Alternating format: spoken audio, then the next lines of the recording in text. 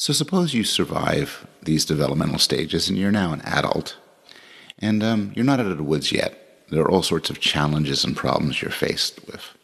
One problem is that your id is sending up all sorts of desires, all sorts of weird, sick stuff, sexual and violent, and these are forbidden by the superego.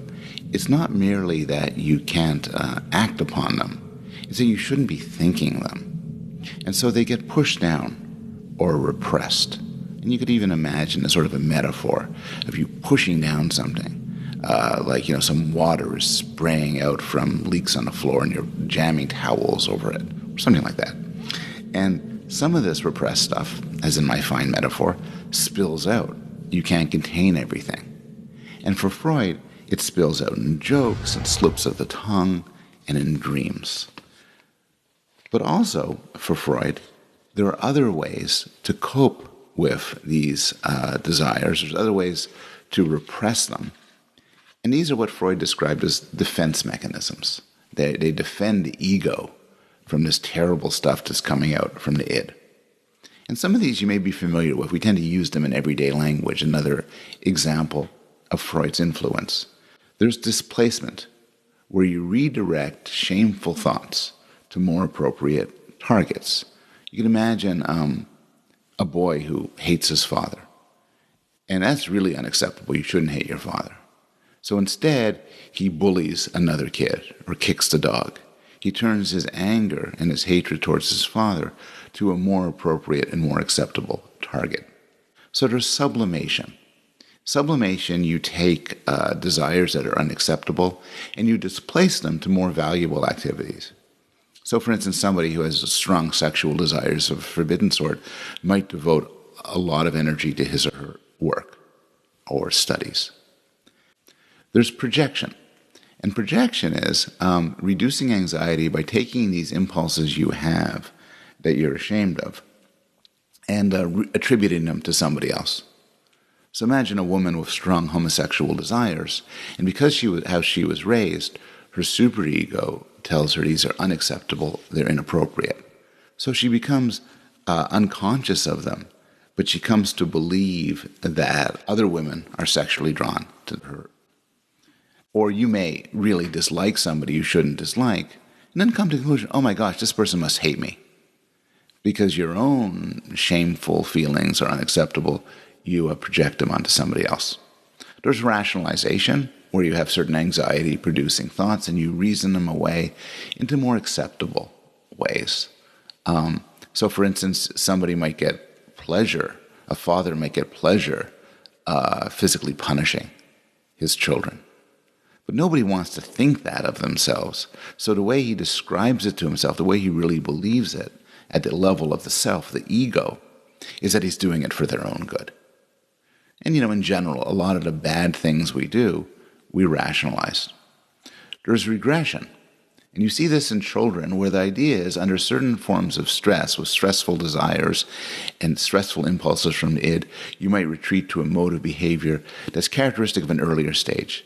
And so you see this that in some sense a child might suddenly act like a much younger child. Finally, there's reaction formation, which is kind of cool and kind of unintuitive, where you replace threatening wishes and fantasies with their opposites.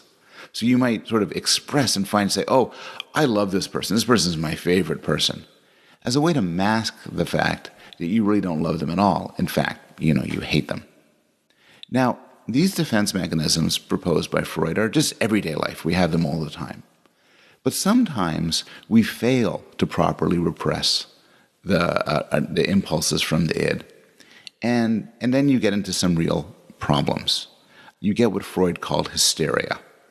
And hysteria, according to Freud, are these symptoms which showed up quite often in Freud's time and maybe show up now, only they're manifested in different ways, such as blindness and deafness without any physical cause, paralysis, tremblings, panic attacks, gaps of memory including amnesia, and so on. And for Freud, these are nothing more than symptoms. They're ways in which we keep our impulses, our memories, our desires under lock and key. We keep forbidden stuff under lock and key. The simplest example, for instance, is you had this horrible event, something you did, something you saw, and you just can't cope with it. So you forget it. You have a form of amnesia where you black it out.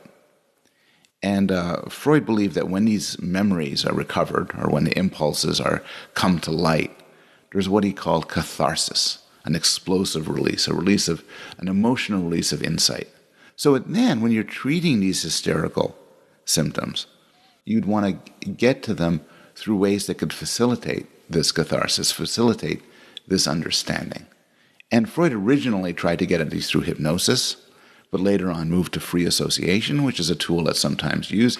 The idea of free association is you give somebody a word and they say something back, but because it's so speeded, they don't have time to censor it. Ideally, you get the true insight into what's working in their mind without the filtering powers that the ego and the superego have. So, for instance, a fanciful example is we're in a session and I say dog and you say cat. And I say lunch, and you say sandwich. And I say mother, and you say sex.